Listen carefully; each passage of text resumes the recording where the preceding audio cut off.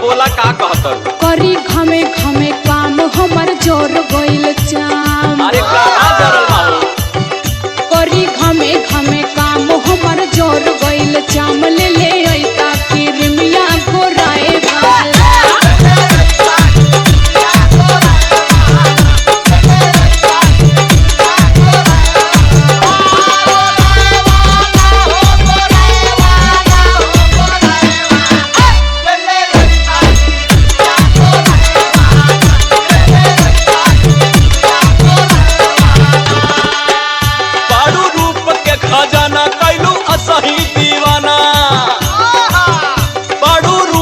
खजाना कैलू असही दीवाना गोरी और गोरा के हमर जान ले बुका।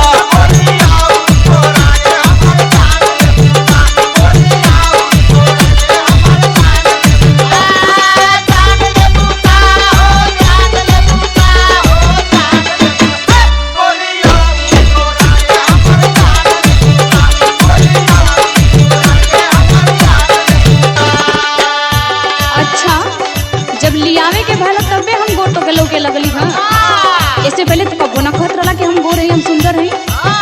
अरे तो ऐसन बटले बाड़ू तो कहे के कौन जरूरत बा। अच्छा कि कंजूसी ना करत रहा। अरे नहीं हो तोहर कसम।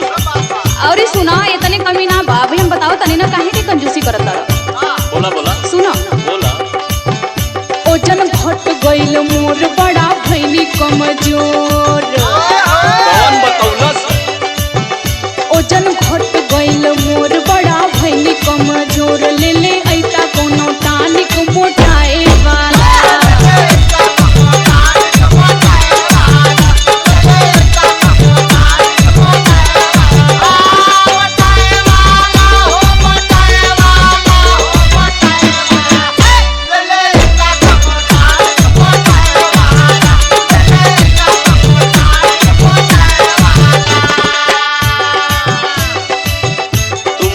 के फेरा में पड़ल हो और का तोहार वजन वैसे ही बढ़ गइल बा और मोटाए के कहतड़ू।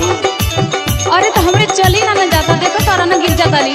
अरे तो उल्टे बतियावत हो इतना मोटा गइल हो कि तोहरा से कैसे चल जाई। फैट बढ़ गइल बा तोहार कंट्रोल करा। सुना है बात बोला बोला।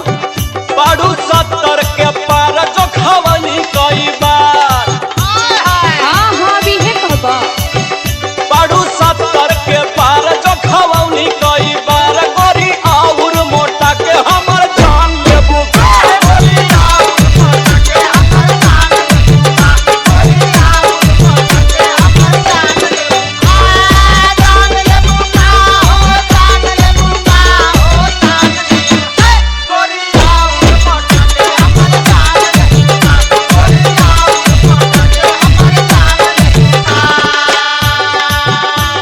अच्छा छोड़ा कुछ न करबा हम जाना थी तो के कुछ न करबा। अच्छा तो के कर लेकिन एगो बात कही बोला। वो तो जरूरी कर दे बहा ना। अरे तो हम ही करतानी ना कि गांव जवार करत हो। एगो बतियाला मान भइल पायल पुरान। खर्चा बढ़ाऊ तू। एगो बतियाला मान भइल पायल पुरान। पे जनिया ले ले आई छम छमाए वाला।